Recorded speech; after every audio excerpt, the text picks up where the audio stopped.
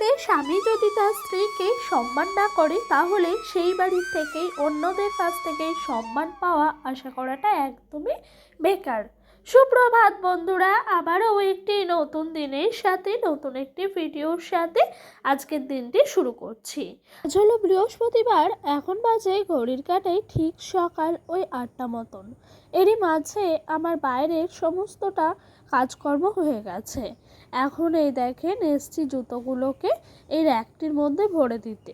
কদিন আগেই তো আমি গেছিলাম আমাদের বাড়ি, তো সেখান থেকে আসার পর জুতোগুলোকে ধুয়ে বাইরেই রাখা ছিল, তাই আজকে ভাবলাম সকাল সকাল জুতোগুলোকে একেবারে ভরে দিই। আর ওই দেখেন ওইদিকে ডোডোর জুতোগুলোও ভরলাম, আর এই দিক দিয়ে ডোডোর পাপারও। জানেন তো এই র্যাকটা কেনাতে সুবিধা হয়েছে ঠিকই, কিন্তু একটু অসুবিধাও হচ্ছে। এই র্যাকটির মধ্যে কেন জানি না কি করে ইঁদুর ঢুকে পড়ছে।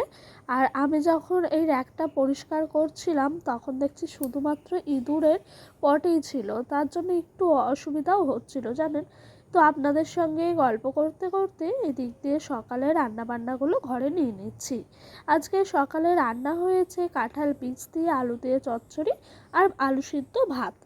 আপনারা তো আগের ব্লগে দেখেইছিলেন আমি চিংড়ি মাছের মালাইকারি করেছিলাম। সেই চিংড়ি মাছের মাথাগুলো বেঁচে গেছিলো, সেগুলোকে ফেলে না দিয়ে আজকে আমরা বাটা করে নিয়েছি। মানে সকাল দুপুর মিলেমিশেই খাওয়া হবে আর কি, চিংড়ি মাছের মাথা বাটা। আপনাদের সঙ্গে গল্প করতে করতে এই দিক দিয়ে আমি ভাতটিও বেড়ে নিচ্ছি। দুটো থালায় ভাত বাড়ছি, কারণ একটাই ডোডোর বাবার, একটাই ডোডোর ভাত বাড়বো। আর ডোডো এখন জানেন তো সম্পূর্ণ ভাতটা খাচ্ছে না, সেই কারণে ওর থালার মধ্যে আমার ভাতটা লাস্টে কিছুটা নিয়ে নিচ্ছি। আর ডোডোর বাবা আর ডোডো জানেন তো ঘরেই খাবে, মানে মাটির ঘরে খাবে না, আমাদের ওই ঘরে খাবে, সেই জন্য বললো ভাতটা বেড়ে নিয়ে আসো। তবে ভাতটা কিছুক্ষণ আগেই হয়েছে, ভীষণভাবে গরম ছিল জানেন তো। তো যাই হোক, বেড়ে নিয়ে যাই, তা করতে করতে ওই দিক দিয়ে চিংড়ি মাছের মাথাগুলো এক ফাঁকে বেটে নেওয়া যাবে। এদিক দিয়ে একেবারে দুপুরের রান্নার প্রস্তুতি। আজকে দুপুরে সেরকমভাবে কিছুই করব না, সকালের কাঁঠাল বীজের তরকারি তার সাথে চিংড়ি মাছের মাথা বাটা সমস্ত তরকারিটাই আছে। আর এই দেখেন কটা ডিম সিদ্ধ করতে দিয়েছিলাম, তার সাথে আলু পেঁপে এগুলো একসাথেই সিদ্ধ করছি। কারণ কি জানেন তো, ওই যে বললাম না পেঁপে সেদ্ধ হবে, ওটাকে হাঁড়িতে দেওয়ার মতো জায়গা নেই। কারণ কি বলেন তো, আমাদের হাঁড়িতে একেবারে হাঁড়ি ভর্তি করে চাল দেওয়া হয়, সেই জন্য ভাবলাম এখানেই সেদ্ধ করে নিই, লাস্টে কিন্তু আমি ধুয়েই নেব। তো এই দিক দিয়ে ডিম আর আলুটা দেখছি আগে করে সেদ্ধ হয়ে গেছে, তবে ওই যে পেঁপেটা সিদ্ধ হয়নি। তাই পেঁপেটা জানেন তো বেশি করে সিদ্ধটা করতে হয়েছে আমাকে অনেকটা সময় নিয়ে। এই যে পাতাগুলো দেখছেন সমস্ত পাতাটা শেষ হয়ে গেছে, তারপরে কিন্তু পেঁপেগুলো সেদ্ধ হয়েছে। যাই হোক হয়ে গেল, রেখে দিই। আর উনানটা জানেন তো এখনও অবধি ভিজে ভিজেই রয়ে গেছে, এখনও তো বর্ষা কাটেনি, বাড়িতে তো ভিজে ভিজেই ভাব আছে, তার জন্য উনানটাও এরকমভাবে ভিজে ভিজেই থাকছে। জানেন তো শ্বশুরবাড়িতে আমার মনে হয় একটা মেয়েকে তার স্বামীকেই সবার আগে তাকে সম্মান করা উচিত। তার স্বামী যদি তাকে সম্মান ভালোবাসা না দেয় তাহলে শ্বশুরবাড়ির লোক তাকে কিভাবে সম্মান করবে, তাই না বলেন? তাই জানেন তো আমি প্রতিটা মুহূর্তে সবসময় চাই আমাকে হয়তো খেতে পড়তে বেশিও ভালো দিতে হবে না, তবে সম্মান ভালোবাসা মর্যাদাটুকু দিতে। একটা মেয়ের কাছে এগুলো সম্মান মর্যাদা ভালোবাসা ছাড়া আর কি বা চায় বলেন? একটা মেয়ে দেখবেন শ্বশুরবাড়িতে যখন আসে সে কিন্তু বাপের বাড়িতে কোনো কাজই করে না, পুরোপুরি বিলাসিতায় থাকে। তারপর স্বামীর বাড়ি আসার পর শুধুমাত্র স্বামীর ভালোবাসা মায়ায় সমস্ত দুঃখ কষ্টকে হাসি মুখে মেনে নেয়। তাই আমার মনে হয় প্রত্যেকটা স্বামীরই তার স্ত্রীকে সম্মান করা, না হলে শ্বশুরবাড়ির লোক কিন্তু আরও পেয়ে বসে। তো যাই হোক, আপনাদের সঙ্গে গল্প করতে করতেই ওদিক দিয়ে আমার রান্নাটিও হয়ে গেছে। ডিম দিয়ে আলু দিয়ে ঝোল করেছি, আর তার সাথে পেঁপে সেদ্ধটা করা হয়ে গেছে। তো এখন তরকারিটি নামিয়ে নিচ্ছি, আর ডোডোবাবু এখনও অবধি খেলা করছে।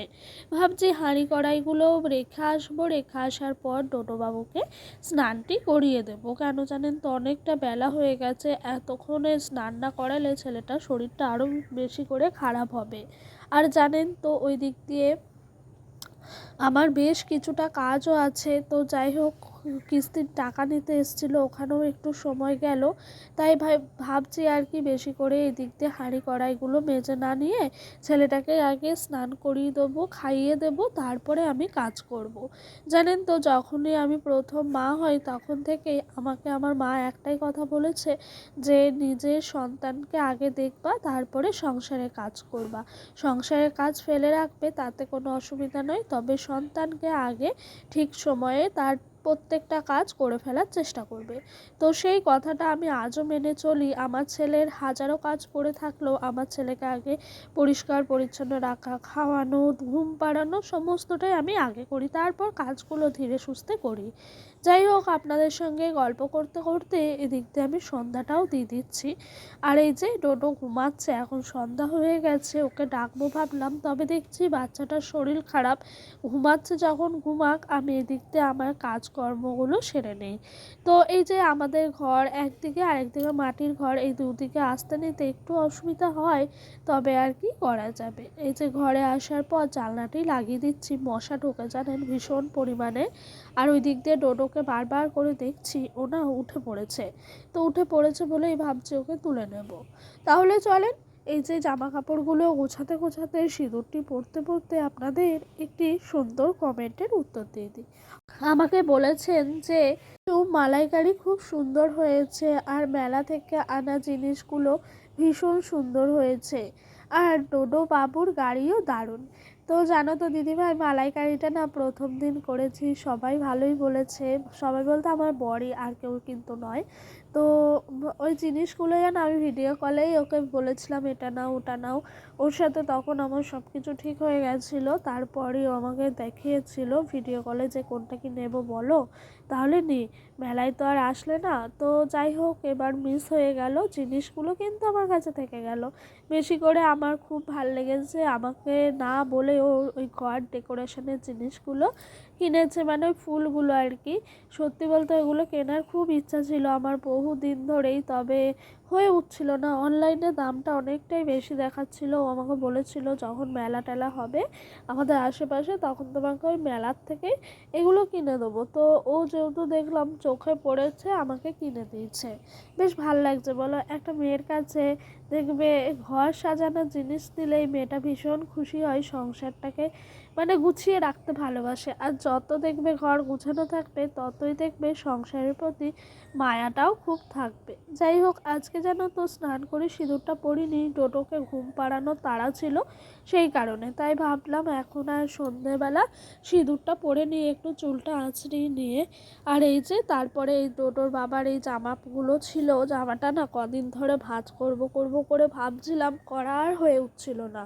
তাই দেখো আজকে এই জামাটা একেবারে ভাঁজ করতে এসছি। দেখো কতদিন হয়ে গেল এসছি, আসার পর কাচাকুচি করেছি, তবে এই জামা কাপড়গুলো ভাঁজ করা আর হয়েই উঠছিল না। তাই আর কি এখনই ভাঁজ করলাম। আর ডোডো এদিক দিয়ে শুয়ে আছে, ঘুম থেকে উঠেছে, ওর মুডটা একটুও ঠিক নাই, ও কী করবে ও নিজেই ভাবতে পারছে না। তো যাই হোক, ও শুয়ে আছে থাক। আজকে আবার জানো ঘোষ দাদা দুধও দিয়ে চায়নি, এতে করে অনেকটাই সমস্যা হচ্ছে। ও সন্ধ্যাবেলা খাওয়া অভ্যাস, তো আমাকে বলছে যাও দুধ বিস্কুট নিয়ে এসো মা, দুধ বিস্কুট নিয়ে আসো। তো ওকে আমি বারবার বলছি আজকে দুধ দিয়ে যায়নি, তবে ভাবলাম একবার যাই দোকানে কেক নিয়ে আসি। তো আবার ভাবছি এই যে আমাদের বাড়ির সামনেটায় ভীষণ কাদা, কি করে বেরোবো না বেরোবো, তার জন্য আর কেকও আনতে যায়নি জানেন। তো যাই হোক, সন্ধ্যাটা একটু তাড়াতাড়ি করেই পার করে দেওয়ার চেষ্টা করছিলাম, তবে ওই খেলাধুলা এসব করে করে সন্ধ্যাটা গেছে। তো তারপরে ওকে না তাড়াতাড়ি করেই আমি ভাতটি খাইয়ে দিয়েছি। আর এই যে ডোডোর বাবার জামাটা জানেন তো ভীষণ বড়, ওর মাপের তুলনায় আমার মনে হয় যে জামাটা অনেকটাই বড়। যাই হোক, ভাঁজ করা হয়ে গেল। আর কালকে আপনাদের ভিডিওতে ফুলগুলো দেখিয়েছিলাম, ওই ফুলগুলো আর জায়গা মতো রাখা হয়নি, তাই এখানেই রেখে দিয়েছিলাম। এখানেও কিন্তু ভালোই লাগছে দেখতে, খুব একটা খারাপ লাগছে না, তবে এখানে রাখাটাও যাবে না, ফুলগুলোকে তার নিজের জায়গায় দিতে হবে। আর এই যে এদিকে ডোডোর বাবা জামাগুলো রেখে দিলাম ওর বাবার এই থাকটার মধ্যে। চলেন তাহলে আলমারিটি লাগিয়ে নিয়ে, আর ডোডো দেখি কি করে, ও যদি বলে কিছু খাওয়া দাওয়া করবো তাহলে খাইয়ে নেব। ডোডোকে খাওয়াতে যাওয়ার আগে এই জায়গাটা দেখলাম, জায়গাটা না প্রচুরভাবে নোংরা হয়ে আছে, আর নোংরা জিনিস আমার একটু ভাল লাগে না, তাই একটুখানি গুছিয়ে নেওয়ার চেষ্টা করলাম। ডোডোকে সন্ধ্যার সময় রিটা ফল তার সাথে এটা পরিয়ে দিয়েছি। এই যে এখন ভাতটি খাইয়ে নিচ্ছি। চলেন তাহলে আজকে আসি, আবারও আসছি নতুন একটি দিনের সাথে, নতুন একটি ভিডিওর সাথে। সকলে ভালো থাকবেন, সুস্থ থাকবেন, বাই।